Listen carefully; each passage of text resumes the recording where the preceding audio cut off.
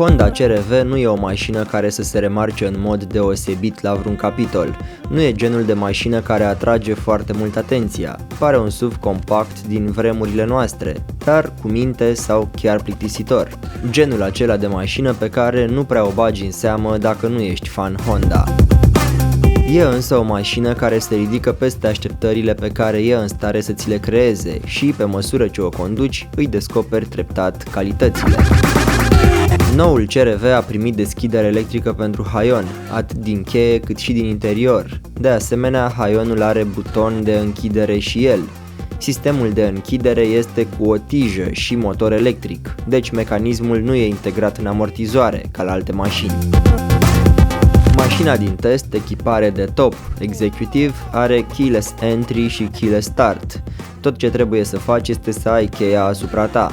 Mașina se descuie când pui mâna pe clanță și se încuie când te depărtezi de mașină, iar pornirea motorului se face de la buton.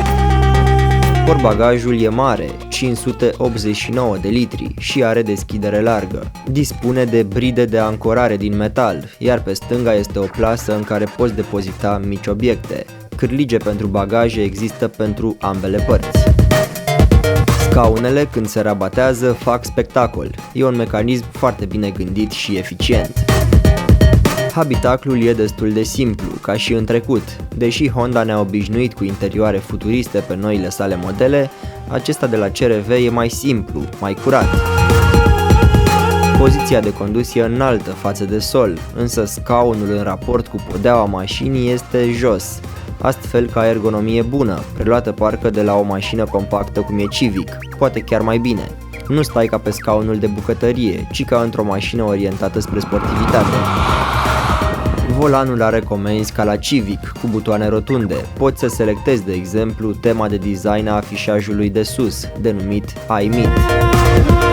Sistemul de navigație și multimedia e integrat foarte frumos, mai bine decât la Civic.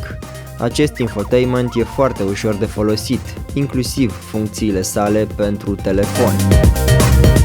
La prima vedere pare un sistem aftermarket complicat și ieftin, dar dacă îți acorzi 5 minute de acomodare, ajungi să te înțelegi foarte bine cu el. Maneta de control pentru cutia de viteze vine la îndemână și e foarte comod de acționat. Cutia de viteze în sine inițial pare lentă, însă pe măsură ce te obișnuiești cu mașina și transmisia îți învață stilul, experiența de condus devine din ce în ce mai plăcută. Pe volan există chiar și padele pentru schimbarea secvențială a treptelor de viteză. De asemenea, maneta de comandă poate fi dusă și într-un mod sport. Motorul de 2,2 litri și 150 de cai putere cu 350 Nm are suficientă resursă de putere și scoate un sunet plăcut, ce inspiră forță și rafinament. Mașina atinge suta în 10,6 secunde.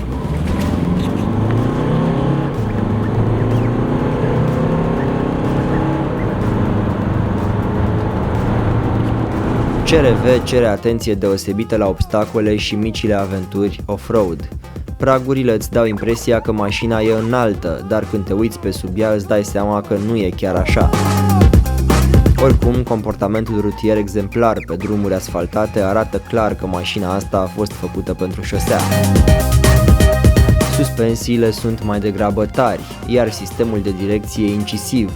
Puține SUV-uri se conduc la fel de bine ca CR-V. Acest fapt oarecum surprinzător este completat de scaune foarte bune. Noua Honda CR-V este una dintre puținele mașini în care nu m-a durut spatele după mai multe ore petrecute la volan. Pe lângă garda la sol înșelătoare, trebuie să mai punctez niște neajunsuri.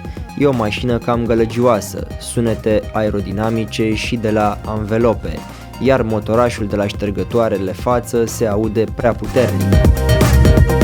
În concluzie, noul CR-V dezvăluie un progres vizibil al Honda în direcția unor mașini mai bune, însă în cazul noului CR-V, ca cel testat, Executive, calitatea mai bună se reflectă puternic și în preț, 39.916